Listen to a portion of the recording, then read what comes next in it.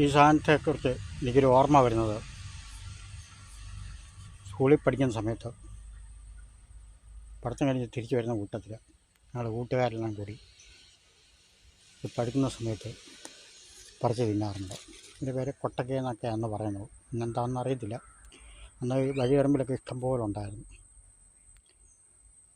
അപ്പോൾ ഇത് വിളഞ്ഞു വരുമ്പോൾ ഇതിൻ്റെ നിറം ഏതാണ്ട് ഒരു മുന്തിരിങ്ങയുടെ നിറം മാതിരിയൊക്കെയാണ്.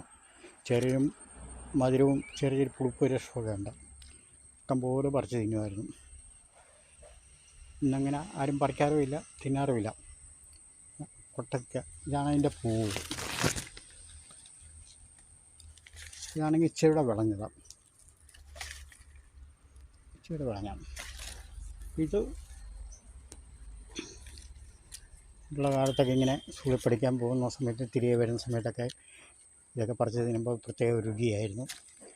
ഇപ്പം കാണാറില്ല. നമ്മുടെ നാട്ടിൽ നിന്ന് പാടെ പോയിരിക്കുകയാണ്.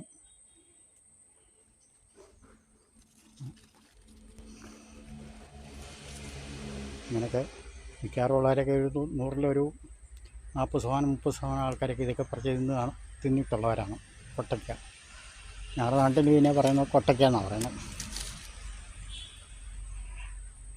പഴുത്ത് കഴിയുമ്പം ചെറിയ നല്ല മധുരവും ഉണ്ട്, ചെറിയ പുളി രസമൊക്കെ ഉണ്ട്.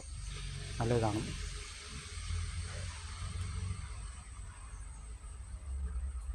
ഇപ്പം അന്ന് തിരിച്ചു വരുമ്പോൾ കുറേ ആൾക്കാരെല്ലാം കൂടി സ്കൂളിൽ പഠിച്ചിട്ട് തിരിച്ചു വരുന്ന സമയത്തൊക്കെയാണ് ഇത് പറിച്ച് തിന്നാറുള്ളത്. സ്കൂളിലോട്ട് പോകുന്ന സമയത്ത് പറിച്ച് തിന്നാറില്ല. പിന്നെ ചുമ്മാ അങ്ങോട്ടും ഇങ്ങോട്ടും നടക്കുന്ന കൂട്ടത്തിലും പറിച്ച് തിന്നാറുണ്ട്.